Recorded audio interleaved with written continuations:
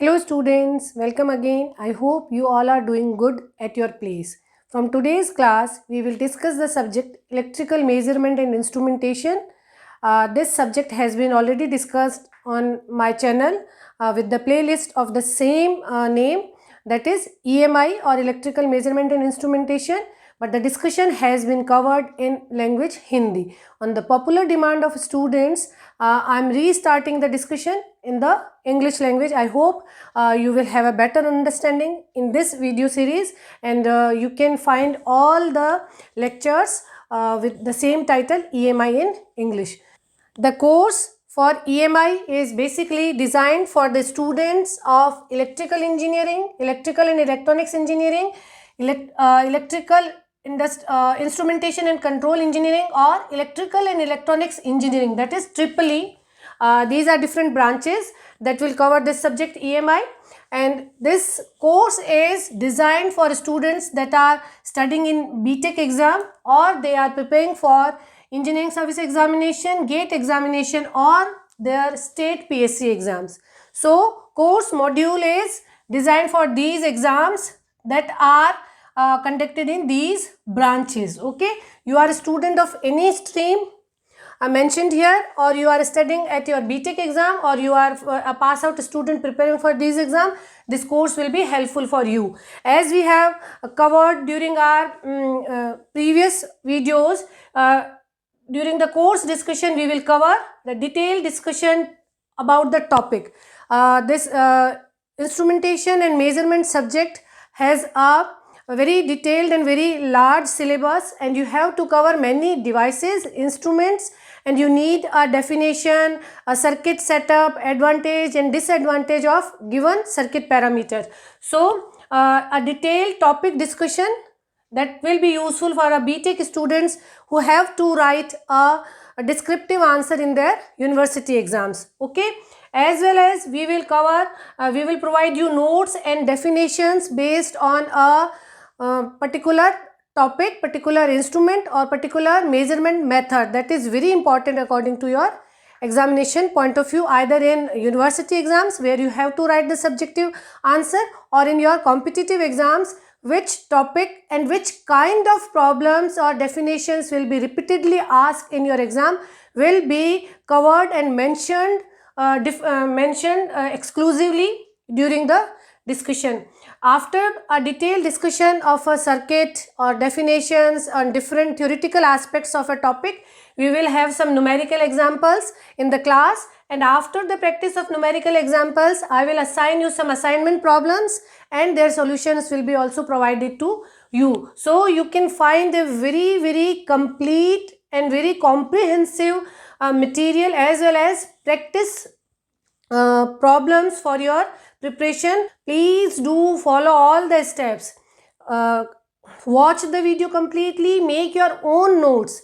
At the end of the video, I will provide you the important definitions, circuit diagrams, or any kind of special theoretical conclusion that is going to be asked in your exam. So after the video, you make your own notes, write down some PowerPoint conclusions in your notebook, and with me practice the numerical examples, and honestly attempt the assignment problems and match your answers with the solutions. Then here comes the different units and topics we will cover for the syllabus of this subject EMI. First unit will be error analysis. This is very important unit, and it consists of different small short type of numerical problems, and you have to any kind of exam will do consist these kind of problems. During this topic we will discuss characteristics of measuring instrument. Here we will cover static and dynamic characteristics, what is resolution, what is precision, what is sensitivity, what is delay time, what is the hysteresis error related to the measuring instrument. Then different types of error will be discussed with the definition and many numerical example discussion in the videos. We will cover what is relative error, what is limiting error, what is guaranteed error, and how you will calculate when two erroneous quantities are going to be applied for the total error calculation, what is probable error. These all terms are very important, and very short numerical problems are covered in this topic. And any kind of exam you are going to appear, this error analysis is never out of syllabus, and you have to attempt these kind of problems. So we will practice a lot in this unit. Then there will be discussion of analog instruments. Analog instruments specifically for current and voltage measurement.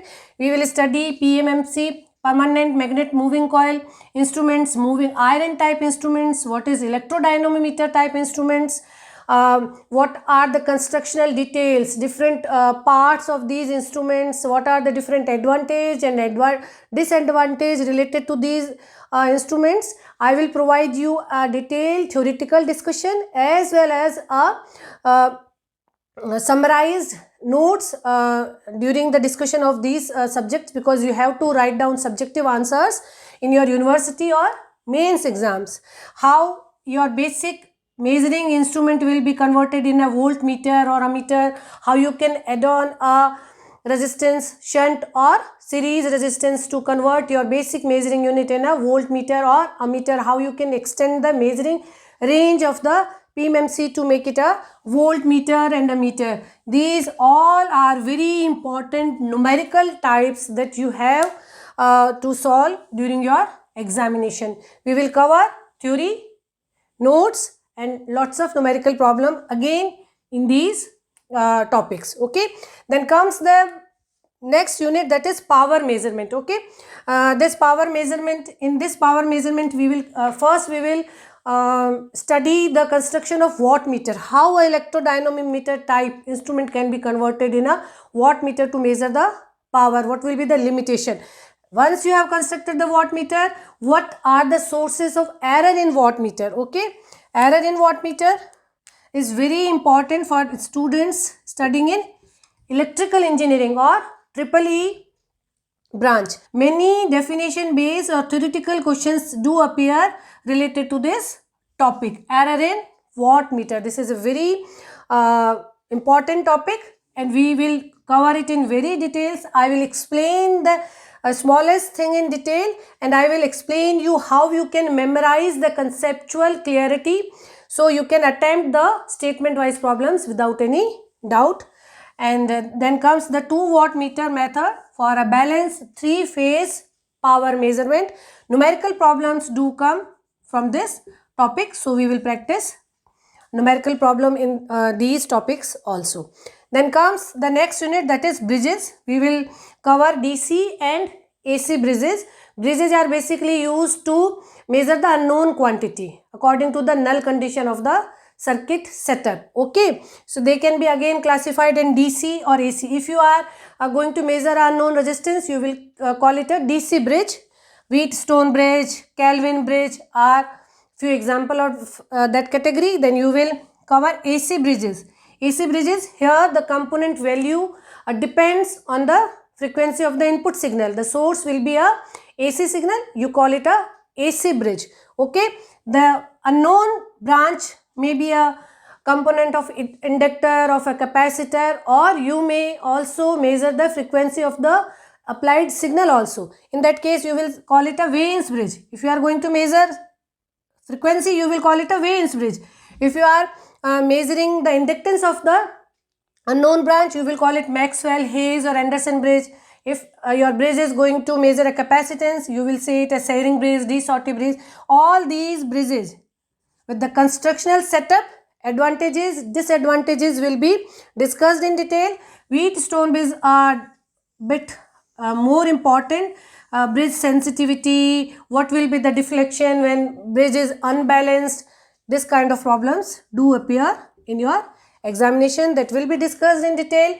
The next unit, 5th unit, will be CRO, cathode ray oscilloscope. This subject is more important for the students that are studying in electronics and communication branch. Okay, we will study the constructional detail of a CRO, how you construct a detail, different parts, what is the purpose of particular component and which kind of material you will apply for the deflection, sensitivity, coating, how you can vary the parameter related with CRO, that covers in constructional detail that what is the deflection sensitivity of a CRO. This is very important topic that covers short objective problems as well as subjective problems in your university exam and in mains. So we will have a detailed derivation and numericals based on deflection sensitivity of CRO.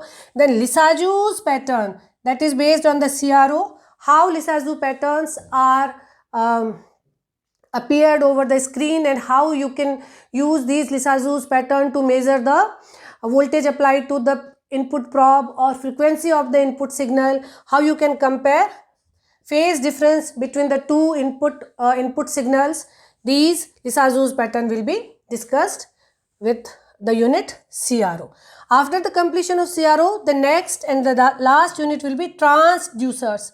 Okay, this is very lengthy topic and it covers a very large number of variety of transducers. The major portion we will discuss. We will start the discussion with the classification of transducers. How active transducer is different from the passive transducer. This classification is the most important classification that you will face many times during the exams. You will find which of the transducer is an active transducer, which is a passive transducer. So after studying the classification of transducers, we will go for a detailed study of transducers according to the application where you are going to apply this particular transducers. For example, if you are studying a resistive transducer, that is going to sense the change in resistance according to the input quantity. Input can be a temperature, input can be force, input can be displacement. Okay, and different inputs are sensed in the change of a electrical quantity, and that you measure as the electrical quantity is being measured as the input. That is basically a physical parameter. So strain gauge, thermocouple, thermistor, LVDT, piezoelectric, optoelectric, these are few examples that we will study during the discussion of transducers. Some type of transducers do cover the numerical problems, so we will solve some numerical problems according to the topic covered. Advantages, range of measurement, frequency, temperature, all salient features will be discussed during coverage of the syllabus. So this is a brief discussion about the methodology I will adapt and different topics I will cover for this subject.